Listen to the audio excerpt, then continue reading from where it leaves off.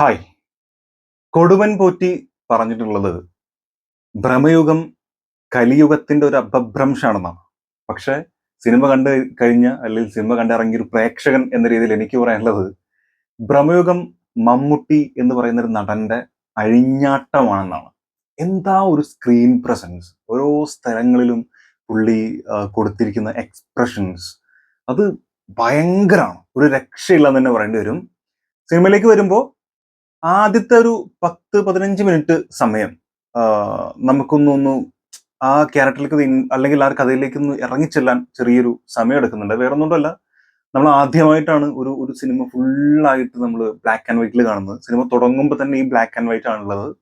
അപ്പൊ അതിലേക്കൊന്ന് ഇറങ്ങിച്ചെല്ലാൻ അല്ലെങ്കിൽ കണ്ണുകൾക്ക് ആ ഒരു ഈ സിനിമ ഇങ്ങനെയാണെന്നുള്ള ഒരു സംഭവം അതൊന്ന് മനസ്സിലായി കിട്ടാൻ ഒരു 10-15 മിനിറ്റ് എടുക്കുന്നു എന്നുള്ളതാണ്. അതിനുശേഷം പിന്നെ അങ്ങോട്ട് മമ്മൂക്കയുടെ ഇൻട്രോ മുതൽ ഒരു പിടുത്തമില്ലാത്ത രീതിയിലാണ് സിനിമ പോകുന്നത്. അതായത് ഫസ്റ്റ് തന്നെ സിനിമയുടെ ഒരു തുടക്കം തന്നെ നമ്മുടെ അർജുൻ അശോകന്റെയും പിന്നെ മണികണ്ഠൻ ആചാരി പുള്ളിക്കാരന്റെയും ഒരു സംഭവത്തിലൂടെയാണ് സിനിമ തുടങ്ങുന്നത്. മണികണ്ഠൻ ആചാര്യക്ക് കുറച്ച് ഭാഗത്തേ ഉള്ളൂ. പിന്നെ കംപ്ലീറ്റ് ഇതിലുള്ളത് മമ്മൂക്ക, അർജുൻ അശോകൻ, സിദ്ധാർത്ഥ് ഭരതൻ. ഈ ഒരു മൂന്ന് കഥാപാത്രങ്ങളാണ് ഒരു എന്താ പറയുക ഒരു 95% സിനിമയിലുള്ളത്. ഈ മൂന്ന് കഥാപാത്രങ്ങളും ആ ഒരു മനയും അതിന്റെ ചുറ്റുപാടും ഇതാണ് സിനിമ. അത് വെച്ചിട്ടാണ് മുഴുവൻ പോയിരിക്കുന്നത്. പക്ഷെ അത് കൊണ്ടുവരുന്ന വിധം അത് ഭയങ്കര. അതിലേക്ക് വരാം. അതിന് മുമ്പ് പറയാനുള്ളത് ഈ മമ്മൂക്കയുടെ ഇൻട്രോ. ആ സമയത്ത് മുഖം കാണിക്കുന്നില്ല. മുഖം കാണിക്കുന്നതിന് മുമ്പ് തന്നെ മമ്മൂക്കയുടെ ആ പിറകിൽ നിന്ന് ഇങ്ങനെ ക്യാമറ വരുന്നൊരു സംഭവമുണ്ട്. അതുവരെ ഇല്ലാത്തൊരു ഒരു ആവേശവും ഒരു വല്ലാത്തൊരു ഫീൽ ആ സമയത്ത് കിട്ടും. അതാണ് പറഞ്ഞ സ്ക്രീൻ പ്രസൻസ് എന്ന് പറയുന്നത്. അത് കഴിഞ്ഞ് മമ്മൂക്കിന്റെ ഫേസ് റിവീൽ ചെയ്യുന്ന സമയത്ത് പുള്ളി കൊടുത്തിരിക്കുന്ന ഒരു എക്സ്പ്രഷനും ഒരു ചിരിയുണ്ട്. അത് കൊടൂരം തന്നെ പറയാം. നമ്മൾ ഇതുവരെ കണ്ടിട്ടില്ലാത്ത മറ്റൊരു കഥാപാത്രം, മറ്റൊരു മാനറിസം അത് ഭയങ്കരമായിട്ട് കാണിച്ചിട്ടുണ്ട്. ആ മുറുക്കാൻ ഇങ്ങനെ ചവക്കുന്ന രീതി പോലും അവിടെയൊക്കെ കൊടുത്തിരിക്കുന്ന ഒരു എക്സ്പ്രഷനും ഒരു ചെറിയ ലേറ്റ് ആയിട്ടൊരു ചിരിയുണ്ട്. അത് ഭയങ്കരം തന്നെയാണ്. പുള്ളിക്കാരന്റെ മമ്മൂക്കയുടെ ഉള്ളിലെ അഭിനേതാവിനെ എടുത്തു കാണിക്കുന്ന തരത്തിലുള്ള ഒരു സംഭവമാണ്. പുള്ളിക്കാരന്റെ എക്സ്പീരിയൻസ് അതൊക്കെ ഭയങ്കരം തന്നെയാണ്. സിനിമയെ കുറിച്ച് പറയുമ്പോൾ ആദ്യം തന്നെ എടുത്തു പറയേണ്ട മറ്റൊരു കാര്യമുണ്ട്. അതായത് ഈ സിനിമയുടെ ക്രൂ, അത് ഇനിയിപ്പോ മമ്മൂക്ക ആവട്ടെ, എന്താ പറയാ സംവിധായകൻ രാഹുൽ ആവട്ടെ, അല്ലാതെ ഇനിയിപ്പോ ആരും ആവട്ടെ, ഇതിന്റെ ക്രൂ മെമ്പേഴ്സ് ആയിട്ട് ആരും ആവട്ടെ, ഇവരൊക്കെ എടുത്തു പറഞ്ഞിരിക്കുന്ന ഒരു സംഭവമുണ്ട്. ഒരു ഔട്ട് ആൻഡ് ഔട്ട് ഒരു ഫുൾ കംപ്ലീറ്റ് ആയിട്ട് നിങ്ങളെ പേടിപ്പിക്കുന്ന ഒരു സാധനമല്ല. അങ്ങനെ ഭയപ്പെടുത്തുന്ന സാധനങ്ങൾ ഉണ്ടോ എന്ന് ചോദിച്ചാൽ ഇല്ലാന്ന് തന്നെ പറയേണ്ടി വരും. അങ്ങനെ പേടിപ്പിക്കുന്ന ഒരു ചെറിയ സംഭവം, ഒരു എന്താ പറയാ ജംപ് സ്കെയർ ആയിട്ടുള്ള സംഭവങ്ങളോ അങ്ങനെയൊന്നും ഇതിലില്ല. പക്ഷെ ഒരു ദുരൂഹതയുണ്ട്. അത് എല്ലാത്തിലും ഉണ്ട്. തുടക്കം മുതൽ അവസാനം വരെ ആ ഒരു ദുരൂഹത അവര് ഇങ്ങനെ ഒരേ ഫ്ലോയിൽ കൊണ്ടുപോയിട്ടുണ്ട്. അത് നമ്മളെ പ്രേക്ഷകന്റെ ഉള്ളിൽ ഇറങ്ങുമ്പോഴും ആ ഒരു മിസ്റ്ററി, ആ ഒരു ഫാക്ടർ അവിടെ അതേപോലെ തന്നെ കിടക്കുന്നുണ്ട്. അത് അങ്ങനെ നിലനിർത്തുന്നതിൽ ഇവരുടെ പെർഫോമൻസിന് അപ്പുറത്തേക്ക് വന്നിട്ടുള്ള സംഭവങ്ങൾ ഏറ്റവും പ്രധാനപ്പെട്ടതിന്റെ മ്യൂസിക്കാണ്. ക്രിസ്റ്റോ സേവിയർ എന്നാണ് പുള്ളിക്കാരന്റെ പേരെന്ന് തോന്നുന്നു. മ്യൂസിക് ഇതിൽ വഹിച്ചിരിക്കുന്ന പങ്ക് ചെറുതൊന്നുമല്ല.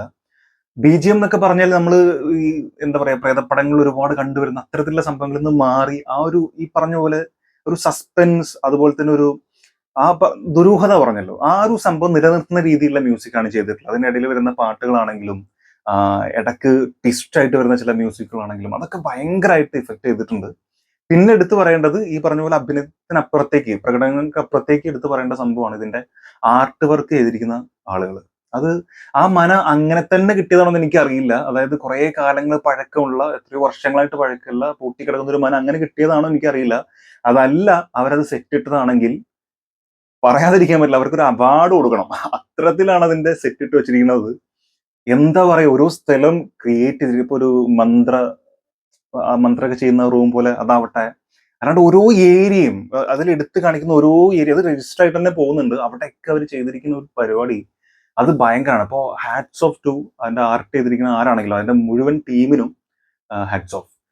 പിന്നെ പ്രകടനത്തിലേക്ക് മെല്ലെ വരണം. പ്രകടനത്തിലേക്ക് വരുമ്പോൾ ഏറ്റവും ആദ്യം പറയേണ്ടത് മമ്മൂക്ക തന്നെയാണ്. മമ്മൂക്ക ഇത്രയും വർഷമായിട്ട് ചെയ്തിരിക്കുന്ന കഥാപാത്രങ്ങളിൽ നിന്നും എക്സ്ട്രീംലി, അല്ലെങ്കിൽ കംപ്ലീറ്റ് ആയിട്ട് ഡിഫറെന്റ് ആയിട്ടുള്ള ഒരു ഒരു കഥാപാത്രം. അങ്ങനെയാണ് അതിന്റെ ഒരു മാനറിസം കൊടുത്തിരിക്കുന്നത്. അതിൽ എടുത്തു പറയേണ്ട കുറേ സംഭവങ്ങളുണ്ട്. ഈ പറഞ്ഞ പോലെ ഇടയ്ക്കുള്ളൊരു ചിരി, ചില സമയത്തുള്ളൊരു നോട്ടം, ചില സമയത്ത് പേടിപ്പിക്കുന്ന രീതിയിലുള്ള ചില ഡയലോഗ് ഡെലിവറി. എടുത്തു പറയേണ്ടത് ക്ലൈമാക്സ് ഭാഗം എത്തുമ്പോഴുള്ള മമ്മൂക്കയുടെ ഒരു പ്രകടനമുണ്ട്. അതായത് അതെന്താ പറയാ, ദുർമന്ത്രവാദമാണോ ഒരു ചാത്തൻ ടൈപ്പ് ഫീലൊക്കെ ഉള്ള അത്തരത്തിലൊരു സാധനം ചെയ്തിട്ടുണ്ട്. അത് ഭയങ്കരമാണ്, കൊഡ്ഡൂരം എന്ന് തന്നെ പറയാം. അത് തന്നെയാണ് ഇതിന്റെ ഹൈലൈറ്റും. പിന്നെ എടുത്തു പറയേണ്ടത്, മമ്മൂക്കയോളം എടുത്തു പറയേണ്ട ഒരു കഥാപാത്രം തന്നെയാണ് നമ്മുടെ അർജുൻ അശോകൻ ചെയ്തിട്ടുള്ള കഥാപാത്രം. അർജുൻ അശോകൻ എന്താ പറയാ, പുള്ളി മറ്റൊരു ലെവലിലേക്കാണ് പുള്ളിക്കാരന്റെ അഭിനയം കൊണ്ടുപോകുന്നത്. ഇവിടെ പേടിച്ചിട്ടുള്ള ചില കരച്ചിലുകളുണ്ട്, പേടി ഭയം ഇങ്ങനെ ഉള്ളില് പിടിച്ചു വെച്ചിട്ടുള്ള ചില നോട്ടങ്ങളുണ്ട്. അതൊക്കെ ഭയങ്കര രസമായിട്ട് വന്നിട്ടുണ്ട്. എന്തിനു പറയണം, തുടക്കം മുതൽ പുള്ളിയുടെ ഒരു നടത്തുണ്ട്. ഇങ്ങനെ വിശന്ന് പട്ടിണി കിടന്നിട്ട് വയറൊട്ടിയിട്ടുള്ള ഒരു നടത്തമുണ്ടല്ലോ. അങ്ങനെ ആളങ്ങനെ സ്കെൽറ്റായിട്ട് അങ്ങനെയൊന്നുമല്ല ഞാൻ പറയുന്നത്. പക്ഷെ ആ ഒരു അത് നമുക്ക് ഫീൽ ചെയ്യും. ഇയാള് 2-3 ദിവസമായി എന്തെങ്കിലും കഴിച്ചിട്ട് എന്നുള്ളതൊക്കെ നമുക്ക് ഫീൽ ചെയ്യും. അങ്ങനെ ഒട്ടിപ്പിടിച്ച് നടക്കില്ല. ആ ഒരു കൂനിക്കൂടിയിലൊരു നടത്തം എന്ന് പറയാം. ആ നടത്തമൊക്കെ കറക്റ്റ് അത് തന്നെ പിടിച്ച് കുറേ സ്ഥലങ്ങളിൽ അത് ചെയ്തിട്ടുണ്ട്. പിന്നെ അത് പുള്ളിക്കാരൻ അറിഞ്ഞോട് ചെയ്തെന്ന് അറിയില്ല. അതിനുശേഷം ഭക്ഷണം കഴിക്കുമ്പോൾ, ഭക്ഷണം കാണുമ്പോൾ ഉള്ളൊരു അതിനുള്ളൊരു ആർത്തി ഉണ്ട്. ഇവിടെ ഒരു ബഹുമാനം ഉണ്ടെങ്കിൽ പോലും ബഹുമാനം നിലനിർത്തിക്കൊണ്ട് തന്നെ ഭക്ഷണം കിട്ടുമ്പോൾ ഒരു ആർത്തി ഉണ്ട്. അതൊക്കെ ഭയങ്കര രസമായിട്ട് ചെയ്തിട്ടുണ്ട്. പിന്നെ ക്ലൈമാക്സിൽ വരുമ്പോൾ അതുപോലത്തെ ചില പെർഫോമൻസ് ഭയങ്കരമായിട്ട് വന്നിട്ടുണ്ട്. പിന്നെ സിദ്ധാർത്ഥ് ഭരതന്റെ ഡയലോഗ് ഡെലിവറി എനിക്ക് ഭയങ്കര ഇഷ്ടമായി കുറേ സ്ഥലങ്ങളിൽ. പിന്നെ ഈ പറഞ്ഞ പോലെ ക്ലൈമാക്സ് ഭാഗത്തുള്ള ഈ കംപ്ലീറ്റ് ആ ഒരു ക്യാരക്ടർ ഒരു മിസ്റ്ററി, ഇങ്ങനെ ഒരു ദുരൂഹത ക്യാരി ചെയ്യുന്ന ഒരു കഥാപാത്രമാണ്. അത് അതുപോലെ തന്നെ ചെയ്തിട്ടുണ്ട്. പിന്നെ ഈ പറഞ്ഞ പോലെ അവസാന ഘട്ടത്തിലുള്ള പെർഫോമൻസ് ഒക്കെ എല്ലാവരും ഒന്നിനൊന്ന് മെച്ചം തന്നെ പറയാം. അത്തരത്തിൽ ഭയങ്കരമായിട്ട് ചെയ്തിട്ടുണ്ട്. പിന്നെ അമാൽഡ കുറച്ച് ഭാഗങ്ങളേ ഉള്ളൂ. ഉള്ള ഭാഗത്തുള്ള ആ നോട്ടവും ചില സംഭവങ്ങളൊക്കെ, ഡയലോഗ്സ് ഒന്നും ഇല്ല, അതൊക്കെ നൈസായിട്ട് ചെയ്തിട്ടുണ്ട്. പിന്നെ മണികണ്ഠൻ ആചാര്യ എടുത്തു പറയാൻ മാത്രമല്ല, കാരണം തുടക്കത്തിലെ ചെറിയൊരു ഭാഗമേ ഉള്ളൂ, അത് അങ്ങനെ എടുത്തു പറയാൻ മാത്രമൊന്നുമില്ല. അത് നൈസായിട്ട് ചെയ്തങ്ങ് പോയി എന്ന് പറയാം. അതൊരു 5 മിനിറ്റ് മാക്സിമം പോയി കഴിഞ്ഞാൽ. അപ്പൊ അങ്ങനത്തെ ഒരു കഥാപാത്രമാണ്.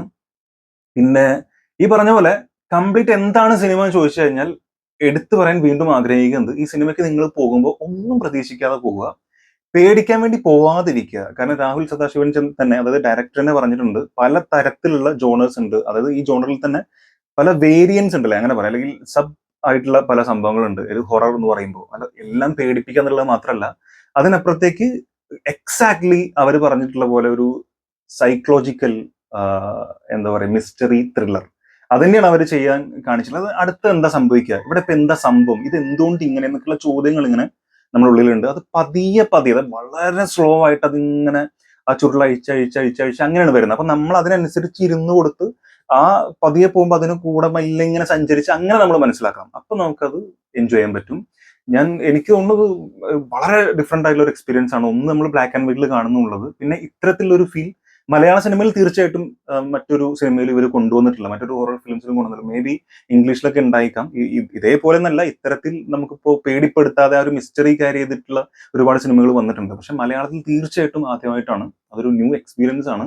ഒരു പുതിയ തലമുറ എന്ന് പറയുമ്പോൾ നമുക്ക് ഇത്തരത്തിലുള്ളൊരു സിനിമകളൊക്കെ എക്സ്പീരിയൻസ് ചെയ്യാൻ പറ്റുന്നുള്ള വലിയ കാര്യമാണ്. എന്തായാലും എന്നെ സംബന്ധിച്ച് സിനിമ ഒരു വലിയ വിജയം തന്നെയാണ്. പിന്നെ കുറേ ആളുകൾ തിയേറ്ററിൽ നിന്നിട്ട് വെറുതെ അത് ആ സംഭവം മനസ്സിലാക്കാതെ, ഇവർ ഈ ഇന്റർവ്യൂലടക്കം ഓരോ പ്രസ് മീറ്റിലടക്കം ഓരോ സ്ഥലത്തും ഓരോ ആളുകളും നമ്മൾ പറയുന്നുണ്ട് ഇന്നതാണ് സിനിമ, ഇത് പ്രതീക്ഷിച്ച് പോയാൽ മതി, അല്ല നിങ്ങൾ പേടിക്കുന്നു വിചാരിച്ച് പോരുതെന്ന് പ്രത്യേകം പറഞ്ഞിട്ട്, എന്നിട്ടും തിയേറ്ററിൽ നിന്നിട്ട് ഇത് പേടിപ്പിക്കുന്നില്ലല്ലോ, ഇത് എന്തടേ എന്നൊക്കെ ചോദിച്ചിട്ട് പോകുന്ന കുറെ ആളുകളുണ്ട്. അത്തരത്തിലുള്ള ആളുകൾ പോവാതെ ഇരിക്കുക. അപ്പോൾ കംപ്ലീറ്റ് ഒന്നും പ്രതീക്ഷിക്കാതെ ഒരു പുതിയ എക്സ്പീരിമെന്റ് ആണ്, ഒരു പുതിയൊരു എക്സ്പീരിയൻസ് ആണ്. അത് എൻജോയ് ചെയ്യാൻ വേണ്ടിയിട്ട് നിങ്ങൾ തിയേറ്ററിലേക്ക് പോകണമെങ്കിൽ തീർച്ചയായിട്ടും നിങ്ങൾക്ക് ആസ്വദിക്കാൻ പറ്റും. എന്നെ സംബന്ധിച്ച് കിടലൻ പടാണ്. 8/10 ഞാൻ കൊടുക്കാൻ ആഗ്രഹിക്കുന്നു. മമ്മൂക്കയുടെ പെർഫോമൻസിന് 10/ൽ 10. സോ നിങ്ങൾ കണ്ടിട്ടുണ്ടെങ്കിൽ നിങ്ങളുടെ അഭിപ്രായം എന്തായാലും തീർച്ചയായിട്ടും മറക്കാതെ കമന്റിൽ രേഖപ്പെടുത്തുക. പിന്നെ പറയേണ്ട ഒരു കാര്യം കൂടി ഉണ്ട്, ഇതിൽ ക്ലൈമാക്സിനോടനുബന്ധിച്ച് തന്നെ ഒരു ഷോട്ട് ചെയ്തിട്ട്, അത് ആ മന മുഴുവൻ ഇങ്ങനെ കറങ്ങുന്ന, ആ ഒരു റൂം മൊത്തം ഇങ്ങനെ കറങ്ങുന്ന സംഭവമായിട്ട് ചെയ്ത്, അതെനിക്ക് ഭയങ്കര ഒരു സംഭവം ആശ്ചര്യം തോന്നുന്നുണ്ട്. അത് എങ്ങനെ അവർ ക്രിയേറ്റ് ചെയ്തു എന്നുള്ളത് അത് ഭയങ്കരമായിട്ടുണ്ട്. അത് പതിയെ പിന്നീട് അവർ ചിലപ്പോൾ സക്സസ് മീറ്റ് ഒക്കെ വരുന്ന അവർ സംസാരിച്ചിരിക്കാം. എന്തായാലും അത് ഭയങ്കര രസമായിട്ടുണ്ട്. അങ്ങനെ ക്യാമറ വർക്ക് അടിപൊളിയായിട്ടുണ്ട്. ഞാൻ വിട്ടുപോയതാണ്, അതും വേറെ ലെവൽ സംഭവമാണ്. അപ്പോൾ മറക്കാതെ കണ്ട ആളുകൾ അഭിപ്രായം കമന്റിൽ രേഖപ്പെടുത്തുക. എനിക്ക് ഭയങ്കരമായിട്ട് ഇഷ്ടപ്പെട്ട പടമാണ്. നിങ്ങൾക്ക് ഈ റിവ്യൂ ഇഷ്ടപ്പെട്ടിട്ടുണ്ടെങ്കിൽ ദയവായിട്ടും സബ്സ്ക്രൈബ് ചെയ്യുക, സപ്പോർട്ട് ചെയ്യുക, ലൈക്ക് ചെയ്യുക. കാണാം. കാണുന്നവരെ.